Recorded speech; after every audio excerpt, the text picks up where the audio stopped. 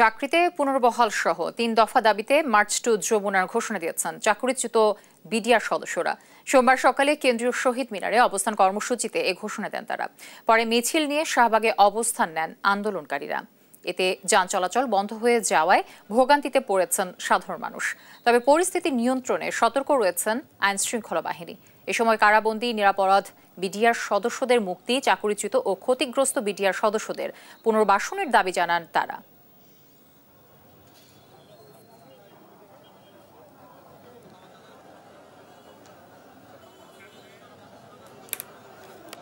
আমরা কোনো কিছু কোনো ভুল না পেয়ে আজকের আমরা প্রধান উপদেষ্টার সম্মুখীন হয়েছি, যাতে আমাদের কর্মস্থল পূর্ণ সুযোগ সুবিধা সহ ফেরত পাই।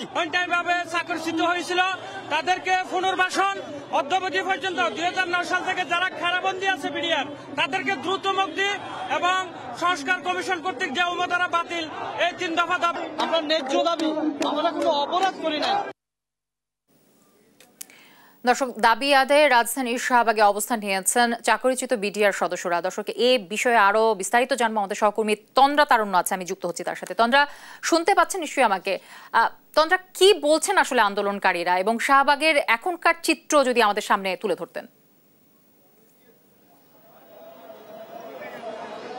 যুথি, আজকে সকাল থেকে কিন্তু চাকরিচ্যুত বিডিআর সদস্য যারা ছিলেন তারা কিন্তু শহীদ মিনার কেন্দ্র শহীদ মিনার অবস্থান করছিলেন এবং তাদের যে আন্দোলন এবং তাদের যে 3 দফা দাবিটি রয়েছে সেটি কিন্তু তারা গতকাল থেকে কিন্তু তাদের সেই আন্দোলন চলছিল এবং আজকেও কিন্তু সকাল থেকে তারা কিন্তু এখানে আন্দোলন করছিলেন এবং তারা যে অবস্থান কর্মসূচি পালন করছিলেন সেখান থেকে কিন্তু তারা শহীদ মিনারে থাকাকালীন কিন্তু তারা দেন যে এবং তারা ঘোষণা দেন যে আসলে তারা মার্চ টু যমুনা কর্মসূচি তারা ঘোষণা করেন এবং তারই পরিপ্রেক্ষিতে কিন্তু তারা পরবর্তীতে কেন্দ্রীয় শহীদ মিনার থেকে কিন্তু তারা শাহবাগের দিকে তারা আসেন এবং যখন তারা শাহবাগের দিকে আসেন তখন কিন্তু আইন শৃঙ্খলা বাহিনী যারা রয়েছেন, আইন শৃঙ্খলা বাহিনীর সদস্যরা কিন্তু তাদেরকে এখানে তারা চেষ্টা করে ব্লকেট করার এবং তারা যেন শান্তিপূর্ণভাবে তারা যেন আন্দোলন করেন সেটিও কিন্তু তারা নিশ্চিত করেন। পাশাপাশি রাস্তাঘাটে যেন যানজটের সৃষ্টি না হয় বা জনদুর্ভোগ কমানোর যে ব্যাপারটি রয়েছে সেটির জন্য কিন্তু তারা চেষ্টা চালিয়ে যান এবং কিছুক্ষণ আগে পর্যন্ত কিন্তু এই শাহবাগ মোড়ে কিন্তু যারা রয়েছেন তারা কিন্তু আন্দোলন করছিলেন আন্দোলনকারীরা। তবে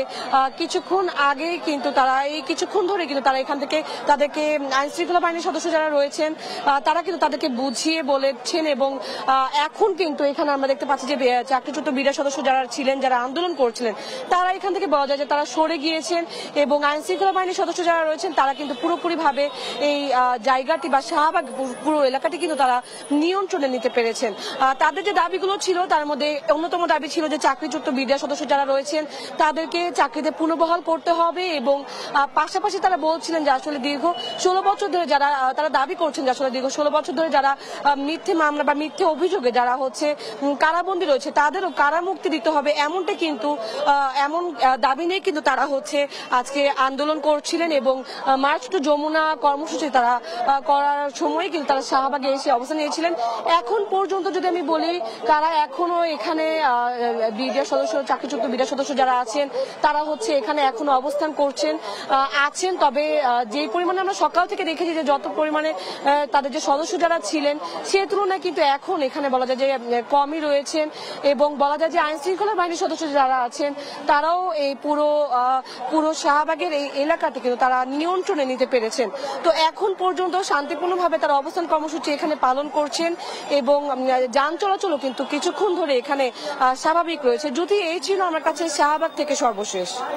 তন্দ্রা, আপনাকে অসংখ্য ধন্যবাদ। দর্শক, শাহবাগ থেকে যুক্ত ছিলেন আমাদের সহকর্মী তন্দ্রা তারুণ্য।